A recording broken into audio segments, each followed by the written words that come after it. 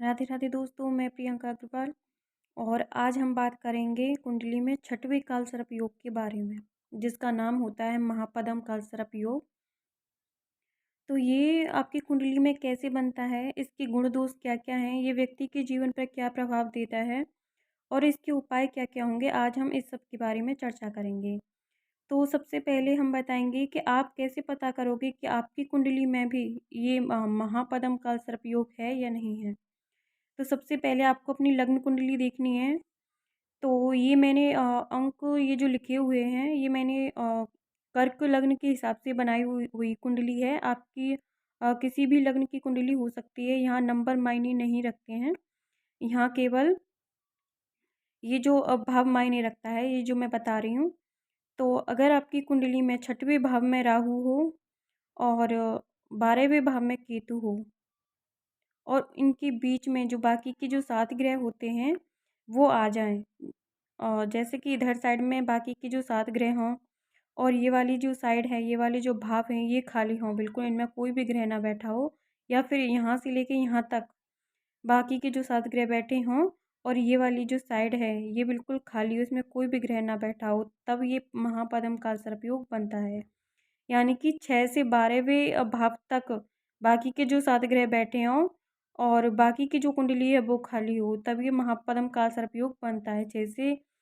6 से 12 इधर भी हो सकता है और इधर भी हो सकता है, ठीक है? इनमें से कोई एक साइड खाली हो और बाकी की जो एक साइड में सारे ग्रह बैठे हों, तब ये महापद्म कालसर्प योग का निर्माण होता है कुंडली में।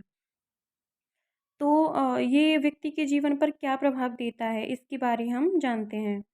ये जो राहु होता है, ये 6वें भाव में होता है और ये जो केतु होता है, ये 12वें भाव में होता है और इनके बीच में जो सारे जो ग्रह आ जाते हैं, तो ऐसा माना जाता है कि राहु और केतु ने बाकी के 7 जो ग्रह होते हैं, उनको निगल लिया है, क्योंकि राहु और केतु मिलके एक बाउंड्री क्रिएट करते हैं और वैसे भी ज्योतिष में राहु को सर्प का मुँह माना जाता है और केतु को उसकी पूँछ माना जाता है। तो ये दोनों मिलकर एक सर्प का निर्माण कर देते हैं और इनके बीच में जब बाकी के 7 ग्रह आ जाते हैं, तो कुंडली अ, दूषित हो जाती है, यानी कि उसमें एक दोष आ जाता है, तो ये अशुभ माना जाता है। तो ये व्यक्ति के जीवन पर बहुत ज़्यादा बुरे प्रभाव देना शुरू कर देता है। जब राहु एक 6वें घर में होता है, तो ये 6वां घर जो होता है, ये ऋण को शो करता है। कोर्ट कचहरी, अदालत, मुकदमा वगैरह इनको शो करता है, लड़ाई-झगड़ों को शो करता है। मातृ पक्ष के जो लोग होते हैं, यानी कि जैसे हमारे मामा वगैरह होते हैं, ये उनको शो करता है। और ये जो 6वां हाउस होता है, ये प्रतियोगिता को शो करता है, दैनिक दिनचर्या होती है, उसको शो करता है, बीमारियों को शो करता है, ऋण को शो करता है, ऐसी इन चीज़ों को ये शो करता है। ये जो 12th हाउस होता है, 12वाँ भाव होता है, ये व्यक्ति की ये यात्रा को शो करता है, विदेश यात्रा को शो करता है और मृत्यु को शो करता है। बाकी की जो हॉस्पिटल वगैरह धन के व्यय को शो करता है, जितने भी खर्चे होते हैं व्यक्ति के, उसको ये शो करता है। तो ये जो इस तरह से ये योग बनता है, ये व्यक्ति की सबसे ज़्यादा तो अ, व्यापार को इफ़ेक्ट करता है। व्यक्ति की मतलब बहुत ज़्यादा हमेशा कुछ न कुछ कर्जा बना ही रहता है। ये इंसान बहुत ज़्यादा ऋणी रहता है किसी न किसी चीज़ को लेके। व्यक्ति पर कभी भी किसी भी तरह का मतलब कर्ज एक चुकता है तो दूसरा कर्ज लग जाता है, दूसरा कर्ज चुकता है तो तीसरा कर्ज लग जाता है।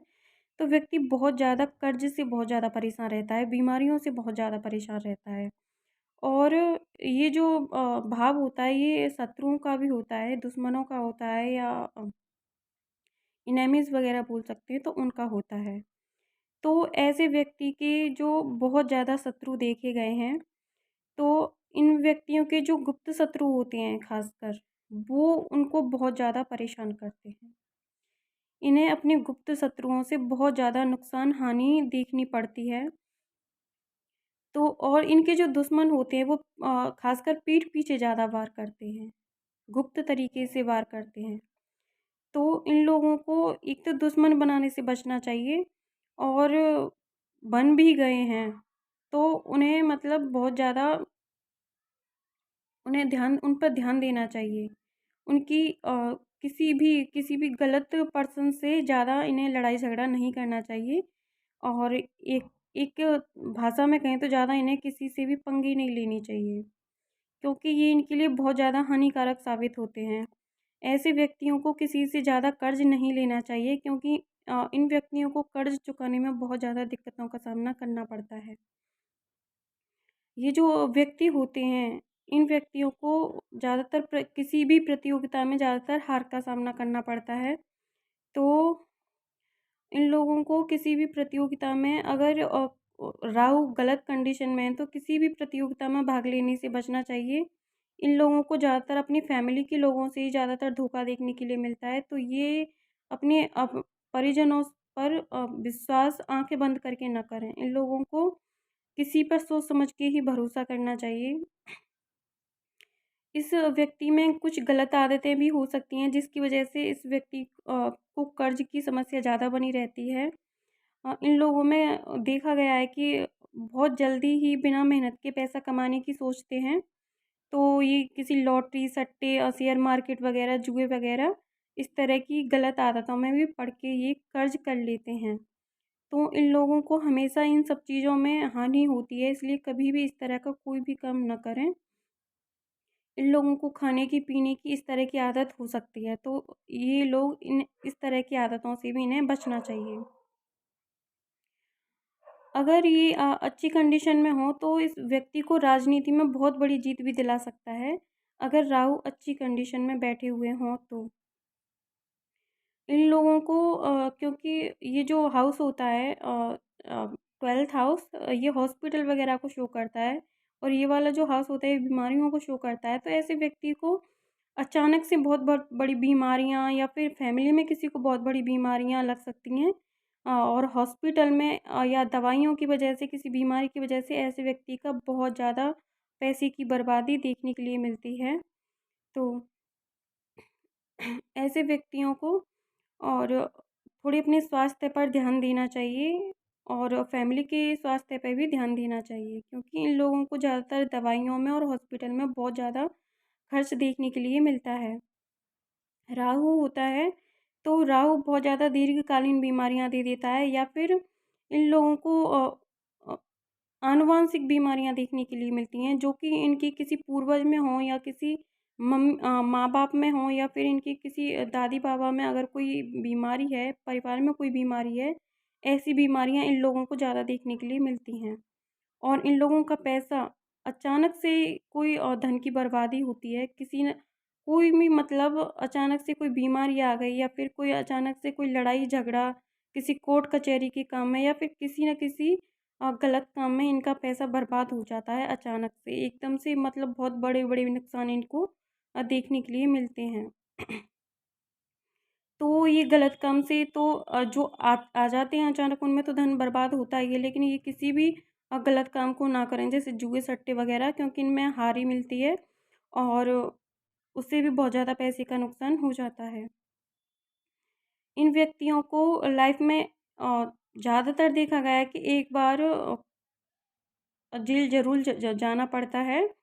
तो इन व्यक्तियों को ज़्यादा किसी लड़ाई झगड़े में नहीं पड़ना चाहिए, और ये जितना ज़्यादा लड़ाई झगड़े से दूर रहेंगे उतना ज़्यादा इनके लिए अच्छा होता है। लेकिन लड़ाई झगड़े भी इनके अचानक से गले पड़ जाते हैं, ये किसी से ना भी लड़ना चाहें तब भी लोग इनसे पहले से आके लड़ने लगते हैं, और किसी न किसी तरह से ये लड़ाई झगड़े में पड़ ही जाते हैं। तो इन लोगों का बहुत सारा धन कोर्ट कचहरी अदालत के मामलों में खर्च हो जाता है, लड़ाई झगड़ों में खर्च हो जाता है। तो इन लोगों को इन सबसे वैसे ज़्यादातर इनसे बचने की ही कोशिश करनी चाहिए। ये जो लोग होते हैं, ये ज़्यादातर देखा गया है कि अपने परिवार से, फैमिली से दूर किसी विदेश में भी रह सकते हैं, या फिर कहीं अपनी मातृभूमि से दूर रह सकते हैं, किसी शहर में अपने घर को, परिवार को छोड़कर, या फिर किसी बिजनेस की वजह से ये अपने घर परिवार से दूर रह सकते हैं, किसी जॉब की वजह से, किसी न किसी रीज़न से ये अपने घर परिवार से दूर होते देखे गए हैं। और ये जो योग होता है महापद्म काल सर्प योग का, ये देखा गया है कि ये ज़्यादातर मैरिड लाइफ में डिवोर्स की भी योग बना देता है। मैरिड लाइफ कभी भी सही नहीं चलती है इनकी, और ये डिवोर्स तक के योग बना देता है मैरिड लाइफ में। और संतान संबंधी भी परेशानियाँ इनको बहुत लगी रहती हैं। इनकी जो पहली संतान होती है वो पैतृक संपत्ति को नष्ट करने वाली होती है, यानी कि इनकी जो संपत्ति होती है उसको नष्ट करने वाली होती है, बहुत ज़्यादा खर्चीले स्वभाव की होती है। ऐसा भी देखा गया है। इनकी जो मामा पक्ष होता है, यानी कि जो इनके मामा होते हैं, इनकी मामा से इनको बहुत ज़्यादा सहायता नहीं मिलती है। इनके मामा भी जो होते हैं वो मतलबी और चालाक टाइप के होते हैं। और जब भी कभी राहु केतु की दशा या अंतर्दशा आती है तो इन लोगों को बहुत ज़्यादा नुकसान देखने पड़ते हैं, बहुत ज़्यादा कर्ज झेलना पड़ता है। तो और ये राहु केतु की दशा या अंतर्दशा में इनके मामा को भी कष्टों का सामना करना पड़ सकता है। या फिर किसी डिवोर्स के, या फिर किसी कर्ज के, किसी बीमारी के, मुकदमे के, लड़ाई झगड़े के योग अक्सर बहुत ज़्यादा बनते हैं राहु और केतु की दशा या अंतर्दशा में। अगर ये अच्छी कंडीशन में हो तो किसी राजनीति में भी व्यक्ति जा सकता है इसकी दशा या अंतर्दशा में, या फिर बहुत अच्छी जीत पा सकता है। लेकिन बहुत ज़्यादा नुकसान ही ज़्यादातर देता है, बहुत ज़्यादा अशुभ प्रभाव ही देता है। ये शुभ प्रभाव तो बहुत कम देता है, या फिर 48 वर्ष के बाद देता है। ऐसे लोगों की जो वृद्धावस्था भी होती है बहुत ज़्यादा परेशानियों से भरी होती है। इनका, या फिर ये कह लो, इनका जो बुढ़ापा होता है वो बहुत ज़्यादा दुखों से भरा होता है। ये व्यक्ति बहुत ज़्यादा अशांति महसूस करता है, डिप्रेशन में भी चला जाता है। ये व्यक्ति बहुत ज़्यादा मेंटली डिस्टर्ब रहता है ये हर वजह से। इस व्यक्ति को कोई ना कोई बीमारी हमेशा लगी रहती है, और हॉस्पिटल में भी ये इंसान जा सकता है, या उसके हॉस्पिटल की वजह से बहुत ज़्यादा पैसे खर्च होने के योग बनते हैं। इस व्यक्ति को बहुत बड़ी-बड़ी बीमारियां लग सकती हैं, खासकर जो आनुवंशिक बीमारियां होती हैं वो। तो इन लोगों को इस तरह से गलत आदतों से बिल्कुल बचना चाहिए। ये बहुत ज़्यादा पैसे का नुकसान करा देते हैं। इन व्यक्तियों को कभी भी घर में कुत्ता नहीं पालना चाहिए। ये राहु अगर किसी की भी कुंडली में गलत प्रभाव दे रहा हो, इस योग की ही बात नहीं कर रही हूँ मैं, किसी भी कुंडली में अगर राहु गलत प्रभाव दे रहा हो और गलत स्थिति में हो, तो ऐसे किसी भी व्यक्ति को कुत्ता नहीं पालना चाहिए। ना ही किसी की कोई पुरानी चीज़ लेनी चाहिए, ना ही फिर उसे पहनना चाहिए। जैसे किसी की पुरानी घड़ी हुई, या फिर किसी का कोई भी पुराना सामान, कपड़ा हुआ, या किसी का टॉवल हुआ, या फिर कोई भी किसी तरह का सामान, किसी का इलेक्ट्रॉनिक सामान हुआ, इस तरह का कोई भी पुराना सामान नहीं लेना चाहिए, ना ही उसे यूज करना चाहिए। ऐसा करने से राहु बहुत ज़्यादा गलत प्रभाव देता है। तो इस तरह से किसी के भी पुराने सामान को लेने से बचना चाहिए, घर में कुत्ता पालने से बचना चाहिए। और कभी भी घर की छत पे और बाजरा ना डालें पक्षियों के लिए। कोई आंगन हो, या फिर धरती में ही पक्षियों को बाजरा डालना चाहिए, क्योंकि छत पे बाजरा डालने से राहु खराब होता है। तो इन सब चीज़ों से भी बचना चाहिए। उपाय के तौर पर इन व्यक्तियों को, क्योंकि अगर ये प्रभाव, ये पॉजिटिव इफ़ेक्ट तो कम ही देता है, ये नेगेटिव इफ़ेक्ट ज़्यादा देता है। तो अगर ये प्रभाव कुंडली में बहुत ज़्यादा गलत प्रभाव दे रहा हो, तो सबसे बड़ा उपाय तो यही होता है कि त्र्यंबकेश्वर मंदिर है शिव जी का, या फिर किसी भी प्रसिद्ध शिव मंदिर में जाकर इसकी शांति पाठ कराएं। और अगर किसी के बस की नहीं है इतना, तो अ, श्रावण मास में भगवान शिव का जल से या दूध से अभिषेक करें 30 दिन। और शिव जी की विशेषकर पूजा पर ध्यान दें। शिव जी को चांदी का नाग नागिन का जोड़ा चढ़ाएं। एक चांदी की नाग की जो अंगूठी होती है उसे दाहिने हाथ की मध्यम उंगली में पहने। और शिव जी का विशेषकर व्रत करें, हनुमान जी की पूजा करें, हनुमान जी के बजरंग बाण का पाठ करें। और राहु के उपाय करें। ये सब करने से इसका प्रभाव बहुत कम देखने के लिए मिलता है। तो ये उपाय आप कर सकते हैं। घर में आप पूजा घर में मोर पंख जरूर रखें। तो ये उपाय अगर आप करते हैं तो इसका प्रभाव आपको बहुत कम देखने के लिए मिलता है। अगर मेरी वीडियो आपको अच्छी लगी हो तो प्लीज़ मेरी वीडियो को लाइक करें, कमेंट करें, चैनल को सब्सक्राइब कर दें, बेल आइकन को प्रेस कर लें ताकि वीडियो की आने वाली सारी नोटिफिकेशन आपको मिल सकें। अगर कुछ भी समझ में नहीं आया हो या फिर कुछ और जानना चाहते हो तो प्लीज़ मुझे कमेंट करके बताएं। मैं उसे अगली वीडियो में बताने की कोशिश करूँगी। Thanks for watching. बाय दोस्तों।